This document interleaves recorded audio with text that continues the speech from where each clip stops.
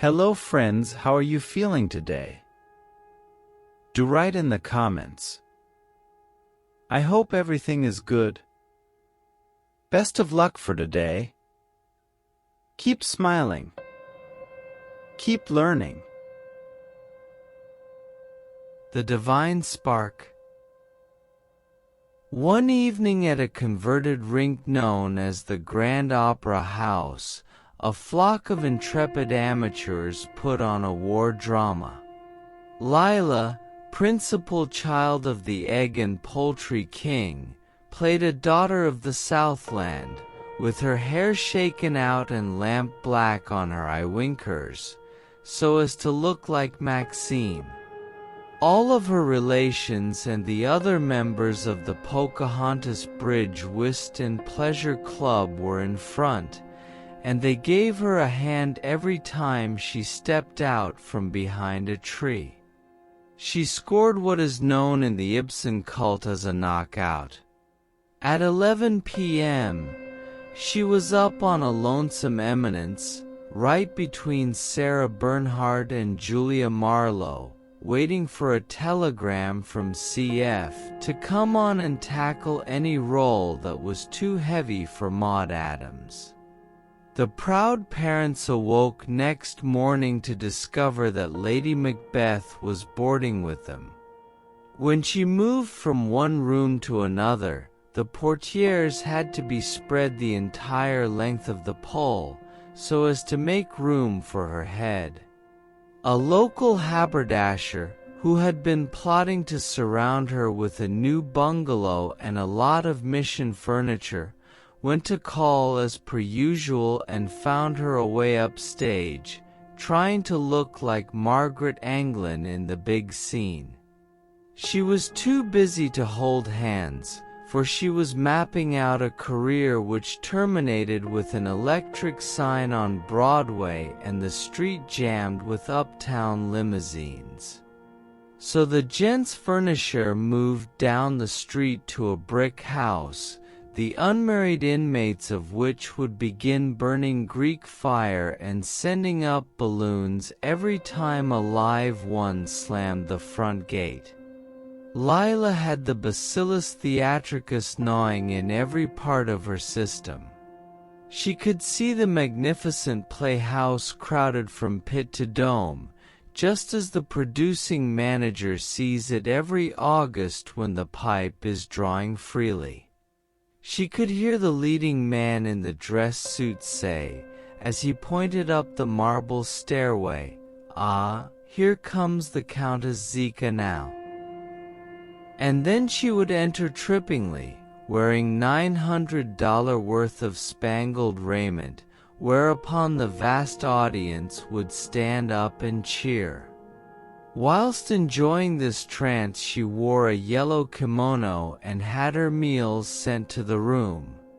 Father saw that she was hooked, so he loaded her into a parlor car and took her up to a school of dramatic art to have her searched for talent.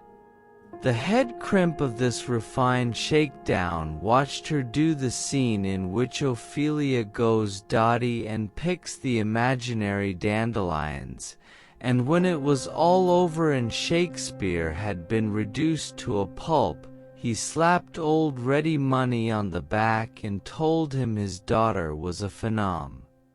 She had the dramatic instinct and the fire of genius and that indefinable something which enables Eva Tanguay to earn more than the President of the United States. With a couple of hundred lessons in correct breathing, and the vocal cords loosened up with a glove stretcher, and a row of scallops put on the technique, Mary Anderson would be right back in our midst. So Lila got ready to fill the vacancy caused by the retirement of Ellen Terry, while Papa went back to the little office in one corner of the warehouse and began to sign checks. It took many an egg to have Lila properly conservatoried. At last she came home with a diploma showing that she was an actress. After that, She merely needed a play and a company and a lot of scenery and a manager and a theater and the soft old public buying of the scalpers, in order to realize her modest ambition to become a real star.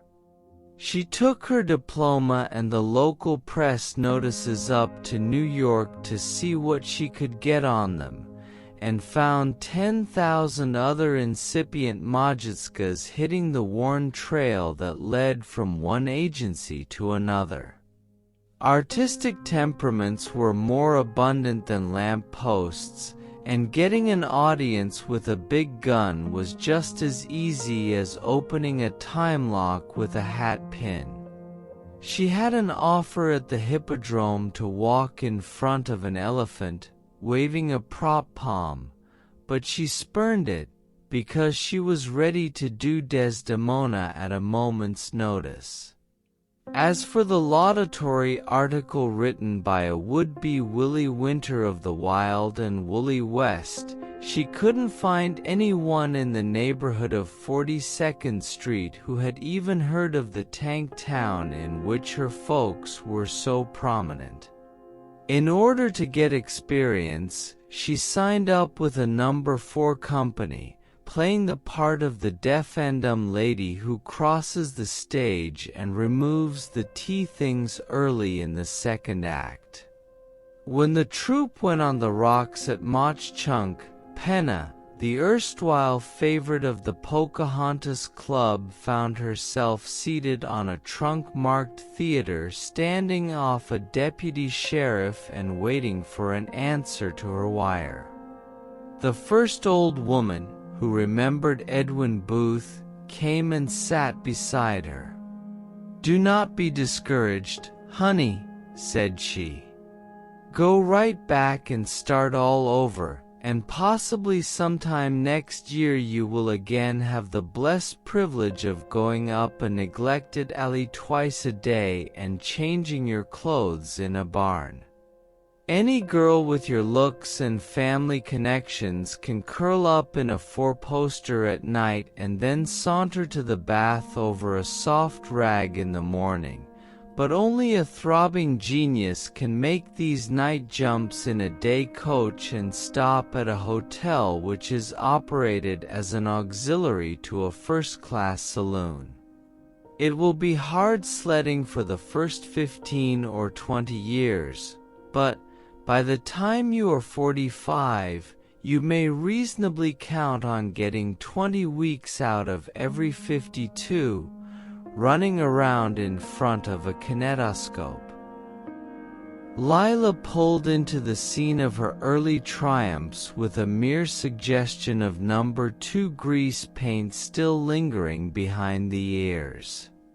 As the train rolled through the yards, the foreman of the section gang narrowly escaped being hit in the head with a tin makeup box hurled from the rear of the observation car. Next day she had a strip of red carpet spread for the haberdasher and was learning to cook in paper bags. Whenever she hears of a good show coming to town, she invites all of her friends to come out to the bungalow and play room on the mission furniture.